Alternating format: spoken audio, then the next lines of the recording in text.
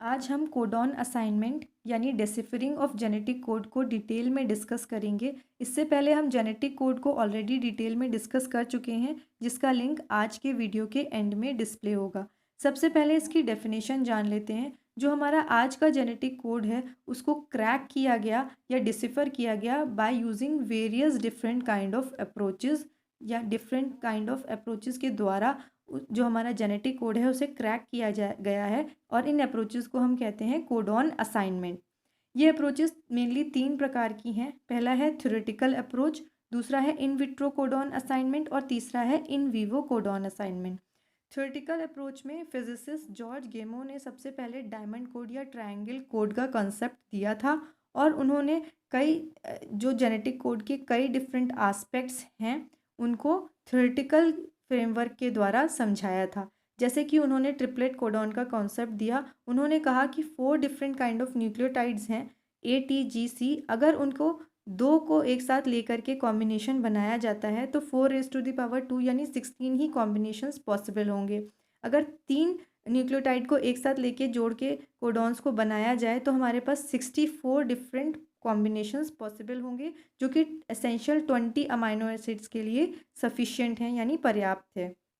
बाद में Francis Crick और सिडनी बर्नर ने अपने कुलीग्स के साथ जो बैक्टीरियोफोज T4 है उसमें केमिकल म्यूटाजन प्रोफ्लैविन के द्वारा म्यूटेशन कॉज करके उसके मेटाजेनिक इफेक्ट्स को जान के उन्होंने भी ये प्रूव किया या एविडेंस दिया बाद में कि जो हमारा कोडॉन है वो ट्रिपलेट कोड के फॉर्म में प्रेजेंट है। तो ये एक जेनेटिक एविडेंस उन्होंने दिया।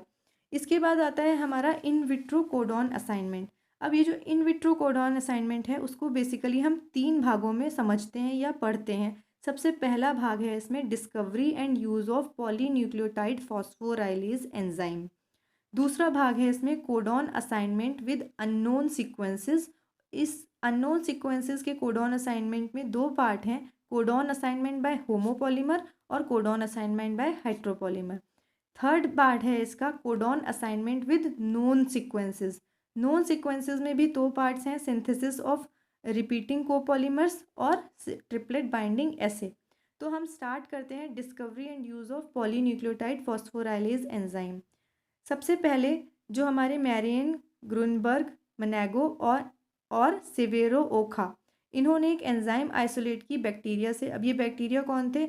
एजिटोबैक्टर ये वाइनलैंडी और माइक्रोकोकस लाइसोडिक्टिसकस, ये 2 बैक्टीरिया जो थे इनसे इन्होंने एक एंजाइम को आइसोलेट किया, जो कि जो आरएनए था बैक्टीरियल सेल में उसको ब्रेक डाउन करते थे। ये एंजाइम क्या करती थी? बैक्टीरियल सेल के आरएनए को तोड़ देती थी। तो इस एंजाइम को उन्होंने कहा पॉलीन्यूक्लियोटाइड फॉस्फोराइलेज एंजाइम। अब हमने यहाँ तो समझ लिया, लेकिन इसमें समझने वाली बात ये थी कि फिजियोलॉजिकल कंडीशन में जबकि ये एंजाइम बैक्टीरियल सेल के अंदर होता था तभी ये पॉलीन्यूक्लियोटाइड फॉस्फोराइलेज एंजाइम जो आरएनए है बैक्टीरियल सेल में उसको ब्रेक करता था यानी उसका ब्रेक डाउन करता था। लेकिन इन विट्रो कंडीशंस में यानी टेस्ट ट्यूब में जो ये हमारा पॉलीन्यूक्लियोटाइड फॉस्फोराइलेज एंजाइम है ये आरएनए पॉलीमर्स का फॉर्मेशन करता था, और आरएनए पॉलीमर्स के फॉर्मेशन के लिए इस एंजाइम को किसी टेम्पलेट की भी ज़रूरत नहीं होती थी। बस जो हमारे ADP, UDP, CDP और GDP का प्रेजेंट होना ज़रूरी था टेस्ट ट्यूब के अंदर। और जिस प्रकार की आरएनए पॉलीमरेज का फॉर्मेशन करता था उसका वो डायरेक्टली प्रोपोर्शनल होता था न्यूक्लियोटाइड 5 डाइफॉस्फेट प्रिकर्सर की कंसंट्रेशन के लिए। यानी जितना ज़्यादा अगर ADP कंसंट्रेशन ज़्यादा है तो पॉली ए की चेन का फॉर्मेशन होगा।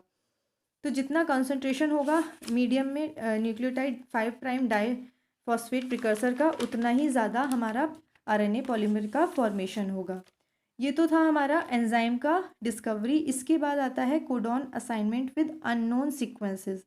सबसे पहला जो क्लू दिया था कोडॉन असाइनमेंट का वो दिया था मार्शल नीरनबर्ग ने और हेनरिच मेथाई ने 1961 में। तो ये जो मार्शल नीरनबर्ग थे और हेनरिच मेथाई थे, इन्होंने क्या किया? इन्होंने सेल फ्री सिस्टम या इन विट्रो सिस्टम में जो प्रोटीन था उसकी सिंथेसिस करी using artificially synthesize mRNA molecule.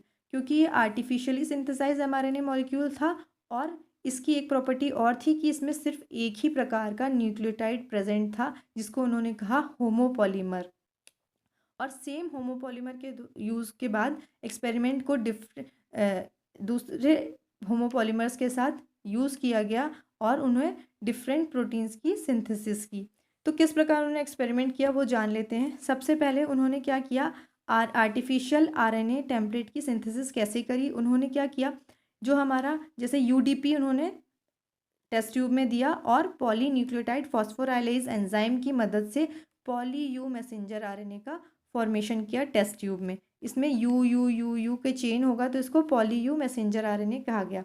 इसके बाद इस मैसेंजर आरएनए के द्वारा उन्होंने ribosome, nucleotide, amino acid, stabilising agent और एनर्जी यही टेस्ट ट्यूब में दे करके टेस्ट ट्यूब में ही प्रोटीन्स की सिंथेसिस करी। और प्रोटीन सिंथेसिस के बाद उन्होंने पाया कि जो हमारा टेस्ट ट्यूब है उसमें फिनाइल एलानिन अमाइनो एसिड की चेन बनी, पॉलीपेप्टाइड जो हमारा बना या प्रोटीन जो बना उसमें फिनाइल एलानिन इस प्रकार की चेन मिली उन्हें। तो उन्होंने इससे बताया कि जो हमारा यू कोडॉन है वो कोड करता है फिनाइल एलानिन के लिए। सिमिलरली उन्होंने यहाँ पे यूडीपी की जगह एडीपी यूज़ किया और प्रोटीन की सिंथेसिस करी। तो उन्होंने बताया जो ए कोडॉन है वो पॉलीलाइसिन को कोड करता है। सिमिलरली पॉली सी के द्वारा उन्होंने यही एक्सपेरिमेंट रिपीट किया और उन्होंने ये जाना कि जो हमारा सी कोडॉन है वो प्रोलीन को कोड करता है। इस एक्सपेरिमेंट के द्वारा वो ये नहीं जान पाए कि जी जो है कोडॉन वो कौन से अमाइनो एसिड को कोड करता है। इसके बाद नेक्स्ट आता है हमारा कोडॉन असाइनमेंट बाय हेट्रोपॉलीमर्स। इसको हम सिंथेसिस ऑफ मिक्स्ड कोपॉलीमर्स भी कहते हैं। जो आरएनए का होमोपॉलीमर बनाया था नीरेनबर्ग और मैथाई ने, उसके बाद उन्होंने होमोपॉलीमर के बाद मिक्स्ड कोपॉलीमर का बनाना स्टार्ट किया टू डिसिफर द कोड्स। अब मिक्स कोपॉलीमर सिंथेसिस में उन्होंने क्या किया, 2 या उससे ज़्यादा डिफरेंट राइबोन्यूक्लियोटाइड डाइफॉस्फेट को ऐड किया कॉम्बिनेशन में। और ऐड करने के बाद उन्होंने आर्टिफिशियल मैसेज का फॉर्मेशन किया, यानी आर्टिफिशियल मैसेंजर आरएनए का सिमिलर जैसे पॉलीन्यूक्लियोटाइड फॉस्फोराइलेज एंजाइम की मदद से फॉर्मेशन किया। इसको उन्होंने कहा रैंडम कोपॉलीमर। जैसे उस केस में उन्होंने होमोपॉलीमर कहा था, इस केस में उन्होंने रैंडम कोपॉलीमर कहा। क्योंकि जैसे कि हम जानते हैं कि उन्होंने बताया कि रिलेटिव प्रोपोर्शन डिफरेंट, अगर हमें पता होगा कि राइबोन्यूक्लियोटाइड डाइफॉस्फेट जो यूज़ हुआ है, प्रत्येक राइबोन्यूक्लियोटाइड डाइफॉस्फेट जो यूज़ हुआ है उसका प्रोपोर्शन कितना है, तो हम जान पाएंगे कि जो हमारा पर्टिकुलर ट्रिपलेट कोडॉन बनेगा उसकी क्या फ्रीक्वेंसी होगी एमआरएनए के अंदर। इसको हम और डिटेल में अभी समझते हैं। जैसे कि एक्सपेरिमेंट में उन्होंने क्या किया, 1/6 पार्ट एडीपी का यूज़ किया और 5/6 पार्ट सीडीपी का यूज़ किया। और इसमें उन्होंने एमआरएनए का फॉर्मेशन किया यूजिंग पॉलीन्यूक्लियोटाइड फॉस्फोराइलेज एंजाइम और आर्टिफिशियल एमआरएनए का फॉर्मेशन किया। अब इस केस में उनके पास पॉसिबल कॉम्बिनेशंस क्या होंगे एमआरएनए के अंदर, ए। अगर 3A कॉम्बिनेशन में प्रेजेंट होंगे तो उसकी फ्रीक्वेंसी होगी 1/6 यानी 0.4% उसकी फ्रीक्वेंसी होगी। अगर दूसरा कॉम्बिनेशन होगा 1C और 2A, तो इस केस में 1C की पॉसिबिलिटी है 5/6 और 2A की पॉसिबिलिटी है 1/6 तो इस केस से हमें पता चलता है 2.3% पॉसिबिलिटी है कि हमारा 1C और 2A एक ट्रिपल कोडॉन आए। अब क्योंकि हमारे इसमें 1C और 2A में 2A AAC ACA और CAA ये 3 पॉसिबिलिटीज़ बनती हैं, तो हम इसको 3 से मल्टीप्लाई कर देंगे तो हमारे पास 6.4% जो है वो 1C और 2A की पॉसिबिलिटी हो जाएगी। सिमिलरली 2C और 1A की क्या पॉसिबिलिटी है वो हम निकाल सकते हैं, और 3C है उसकी क्या पॉसिबिलिटी होगी वो भी हम निकाल सकते हैं, यानी 57.9% हमारी CCC कोडॉन आएगा उसकी पॉसिबिलिटी होगी। तो हम इस प्रकार से समझते हैं कि जब हमारे पास पॉलीपेप्टाइड चेन बन जाएगा, क्योंकि उन्होंने आर्टिफिशियल प्रोटीन सिंथेसिस करी थी टेस्ट ट्यूब में, तो जब हमारे पास पॉलीपेप्टाइड चेन बनेगा तो उसमें जो परसेंटेज अमाइनो एसिड की ऐड होगी प्रोटीन चेन में वो हमें बताएगी कि परसेंटेज बेस कंपोजिशन क्या है। और क्योंकि हमारे पास ऑलरेडी इन्फॉर्मेशन है कि जो पर्टिकुलर बेस कंपोजिशन का और परसेंटेज बेस कंपोजिशन का और परसेंटेज अमाइनो एसिड का, तो हम पता कर सकते हैं कि हमारा कौन सा अमाइनो एसिड कौन से कोडॉन के द्वारा कोड हो रहा है। इसमें लेकुना क्या था, थ्योरेटिकली अगर हम देखें तो यहाँ पे हमें समझ में आएगा, जब हम कॉम्बिनेशंस को देख रहे थे तो यहाँ पे हमारे पास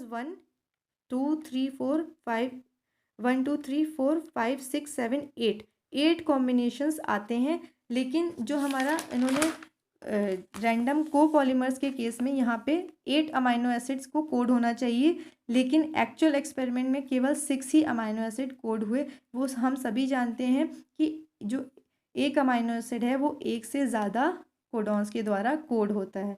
तो यहाँ पे इसका थ्योरेटिकल लेकुने था। इसके बाद आता है हमारा codon assignment with known sequences. Known sequences में कोडॉन असाइनमेंट के लिए सबसे पहला अप्रोच था सिंथेसिस ऑफ रिपीटिंग कोपॉलीमर्स। ये अप्रोच यूज़ किया हरगोविंद खुराना ने। उन्होंने डिवाइस कर लिया था कि कैसे जो हमारे लॉन्ग आरएनए मॉलिक्यूल्स हैं उनको बनाया जा सकता है प्रिसाइसली यूजिंग बायोकेमिकल मेथड्स। और उन्होंने शॉर्ट सीक्वेंसेस को सिंथेसाइज करने के बाद उनको अब क्या किया, उन्होंने शॉर्ट सीक्वेंसेस को क्रिएट किया, उनको रेप्लिकेट किया कई बार और उनको एंजाइमेटिकली जॉइन कर दिया ताकि लॉन्ग पॉलीपेप्टाइड्स का फॉर्मेशन कर सकें। जैसे कि उन्होंने क्या किया, न्यूक्लियोटाइड GU का फॉर्मेशन किया। GU का उन्होंने कई बार रेप्लिकेशन कराया और उसको आपस में जॉइन करके हमारी लंबी पॉलीपेप्टाइड चेन का फॉर्मेशन किया। इसमें यहाँ पे जब उन्होंने यहाँ पे रीडिंग फ्रेम बनेगा तो उसके हिसाब से ये कोड करेगा GUG और UGU कोडॉन्स को। सेकेंड केस में जब रीडिंग फ्रेम शिफ्ट होगा तो ये कोड करेगा UGU और GUG कोडॉन को। सिमिलरली ट्राई न्यूक्लियोटाइड्स को भी उन्होंने सिंथेसाइज किया और उसके बाद रेप्लिकेट किया कई टाइम्स और एंजाइमेटिकली जॉइन किया और डिफरेंट रीडिंग फ्रेम्स के द्वारा 3 डिफरेंट रीडिंग फ्रेम्स ने 3 different types of codon sequences का फॉर्मेशन किया। मतलब इसके रिपीटिंग ट्रिपलेट्स बनेंगे। इसके बाद सबसे पहले लेकिन जो हमारा हरगोविंद खुराना ने जो एक्सपेरिमेंट किया था उन्होंने स्ट्रैंड यूज़ किया था UC का और उनका जो सीक्वेंस बना था वो ये था UCU CUC। तो इस प्रकार जब वो अमाइनो एसिड्स की चेन में ट्रांसलेट हुआ तो हमारा रीडिंग आया, रीडिंग फ्रेम्स के द्वारा जब वो अमाइनो एसिड सीक्वेंस में ट्रांसलेट हुआ तो हमारा पॉलीपेप्टाइड बना था सीरीन ल्यूसीन, सीरीन ल्यूसीन का पॉलीपेप्टाइड बना। तो उन्होंने सिंथेटिक RNA का यूज़ किया टू डिसिफर या क्रैक द जेनेटिक कोड और यही सिंथेटिक RNA बाद में यूज़ किया गया जेनेटिक कोड को क्रैक करने के लिए। इसके बाद हमारा दूसरा एक्सपेरिमेंट आता है नोन सीक्वेंसेस में ट्रिपलेट बाइंडिंग एसे। ये भी निरेनबर्ग और लीडर ने दिया था 1964 में। यहाँ पे मेथाई की जगह P लीडर आ गए और ये निरेनबर्ग और लीडर ने दिया था 1964 में। उन्होंने बताया कि स्पेसिफिक कोडॉन असाइनमेंट किस प्रकार ट्रिपलेट बाइंडिंग एसे के द्वारा किया जा सकता है। अब ये जो ट्रिपलेट बाइंडिंग ऐसे है ये बेस्ड है एक ऑब्जर्वेशन में। जो ऑब्जर्वेशन क्या है, जो राइबोसोम्स हैं वो जो किसी भी RNA सीक्वेंस के साथ बाइंड हो जाते हैं, शर्त यह है कि 3 राइबोन्यूक्लियोटाइड्स उसमें प्रेजेंट होने चाहिए। अगर 3 राइबोन्यूक्लियोटाइड्स प्रेजेंट हैं तो राइबोसोम उसके साथ बाइंड हो जाएंगे। और ये जो ट्रिपलेट्स हैं यानी कि 3 राइबोन्यूक्लियोटाइड्स यानी जो 3 न्यूक्लियोटाइड्स का ट्रिपलेट है वो एक्ट करता है कोडॉन की तरह और कोडॉन पेयर करता है एंटी कोडॉन से tRNA के। तो अब मेथड क्या यूज़ किया उन्होंने जो हमारे पास ट्रिपलेट नॉन सीक्वेंसेस के ट्रिपलेट थे जो कि हमने सिंथेटिक RNA के द्वारा नॉन सीक्वेंसेस के जो ट्रिपलेट्स का फॉर्मेशन किया था केमिकल सिंथेसिस से, इन ट्रिपलेट्स को उन्होंने क्या किया, इन ट्रिपलेट्स में यूज़ कैसे किया, उन्होंने क्या किया, जो अमाइनो एसिड्स थे उनको जिन अमाइनो एसिड्स का हमें कोडॉन ढूंढना था उनको रेडियो एक्टिव लेबल कर दिया। रेडियो एक्टिव लेबल करने के बाद उन्होंने tRNA को उससे अटैच किया और चार्ज tRNA का फॉर्मेशन किया। अब ये जो रेडियो एक्टिवली चार्ज tRNA है, जो हमारे पास triplet codon chemically synthesise triplet codon थे और राइबोसोम, इन तीनों को एक साथ इंक्यूबेट कर दिया, एक साथ टेस्ट ट्यूब में डाल दिया और नाइट्रोसेलुलोज फिल्टर्स के साथ इनको इंक्यूबेट कर दिया। अब जो नाइट्रोसेलुलोज फिल्टर है ये लार्ज राइबोसोम्स को रोक लेता है और स्मॉल कंपाउंड जैसे कि चार्ज tRNA इनको अपने फिल्टर के द्वारा पास होने देता है। अब अगर हमारा जो रेडियो एक्टिव हमारा अमाइनो एसिड है उसकी रेडियो एक्टिविटी अगर फिल्टर में प्रेजेंट होगी तो हमारे पास क्या केस होगा, या फिर हो सकता है कि रेडियो एक्टिविटी फ़िल्टर में प्रेजेंट ना हो। तो अगर रेडियो एक्टिविटी फ़िल्टर में प्रेजेंट है तो वो तभी होगी जब हमारा जो चार्ज टीआरएनए है जिससे कि अमाइनो एसिड बाइंड था वो ट्रिपलेट कोडॉन के साथ बाइंड हो जाए, और बाइंड होने के बाद वो राइबोसोम से एसोसिएट हो जाए, तभी हमारा जो रेडियो एक्टिविटी है वो फ़िल्टर में रिटेन होगी। अगर नहीं तो अगर हमारा चार्ज टीआरएनए ट्रिपलेट कोडॉन से बाइंड नहीं करेगा तो रेडियो एक्टिविटी रिटेन नहीं होगी। तो अगर रेडियो एक्टिविटी रिटेन होती है और चार्ज टीआरएनए ट्रिपलेट कोडॉन से बाइंड करता है तो हम ये पता लगा सकते हैं कि कौन सा अमाइनो एसिड कौन से कोडॉन को कोड करता के द्वारा कोड किया जाता है। इसके बाद आता है इन वीवो कोडॉन असाइनमेंट। कई सारी डिफरेंट टेक्निक्स को यूज़ किया मॉलिक्यूलर बायोलॉजिस्ट ने ये जानने के लिए कि सेम कोड यूज़ होता है जो कि इन विट्रो हमने कोडॉन असाइनमेंट किया है वो सेम इन वीवो यानी सेल्स के अंदर भी प्रेजेंट हो। तो उसके लिए उन्होंने कई मेनली 3 अप्रोचेज़ यूज़ करी हैं। वैसे तो उन्होंने कई स्टडीज़ करी हैं बट मेनली 3 अप्रोचेज़ हम लोग समझते हैं। सबसे पहला है amino acid replacement studies. Amino acid का रिप्लेसमेंट मेनली इंड्यूस किया जाता है पॉइंट म्यूटेशन के द्वारा, और इसको स्टडी किया गया है हेमोग्लोबिन सिंथेसिस जीन्स में मैन की और ट्रिप्टोफैन सिंथेटेज सिंथेसिस में ई कोलाई में। इन अमाइनो एसिड रिप्लेसमेंट की स्टडीज़ को किया गया है ये जानने के लिए कि सेम कोड जो है वो इन विवो में भी यूज़ होता है या नहीं। दूसरा फ्रेम शिफ्ट म्यूटेशन की स्टडी की गई है लाइसोजाइम एंजाइम्स में T4 बैक्टीरियोफेज की। तीसरा जो हमारा डीएनए या एमआरएनए पॉलीन्यूक्लियोटाइड का क्रिप्टोग्राम है उसको कंपेयर किया गया है करस्पॉन्डिंग पॉलीपेप्टाइड क्लियर टेक्स्ट के द्वारा। इन दोनों को पॉलीपेप्टाइड यानी प्रोटीन क्लियर टेक्स्ट को डीएनए और एमआरएनए के पॉलीन्यूक्लियोटाइड क्रिप्टोग्राम के साथ कंपेयर किया गया है, और इसके बेसिस पे इन विट्रो और इन विवो स्टडीज़ की गई हैं जिसमें कि जेनेटिक कोड को बनाए जिनके द्वारा ये जेनेटिक कोड को फॉर्मुलेट किया गया है सारे ही एसेंशियल अमाइनो एसिड्स के लिए। इसके अलावा अल्फ़ा अमाइनो एसिड्स जैसे कि सेलेनोसिस्टीन या लैंथियोनिन ये भी असाइन किए गए हैं स्पेशल केसेस में जिनको हम कॉन्टेक्स्ट डिपेंडेंट मैनर कहते हैं, उसमें इन अमाइनो एसिड को भी असाइन किया गया है और इनको कहा जाता है स्पेशल कैनोनिकल अमाइनो एसिड्स। तो यहाँ पे हमारा चैप्टर एंड होता है कोडॉन असाइनमेंट का। फिर अगर इस चैप्टर से रिलेटेड आपके कुछ क्वेश्चंस या क्वेरीज हैं तो आप मुझे कमेंट सेक्शन में मेंशन कर सकते हैं। अब नेक्स्ट वीडियो में हम समझेंगे सेल्फ स्प्लाइसिंग इंट्रॉन्स को बच्चों, क्योंकि ये टॉपिक ट्रांसक्रिप्शन के पार्ट का है आरएनए स्प्लाइसिंग का, और ये काफ़ी टाइम से बाकी था तो इसको हम नेक्स्ट वीडियो में कंप्लीट करेंगे। और जैसा कि मैं हमेशा कहती हूँ कि अगर आपको मेरे वीडियोस पसंद आ रहे हैं तो प्लीज़ उनको लाइक करें, शेयर करें और सब्सक्राइब करें मेरे चैनल को जिसका नाम है biotechnology lessons by doctor Shifali Mathur.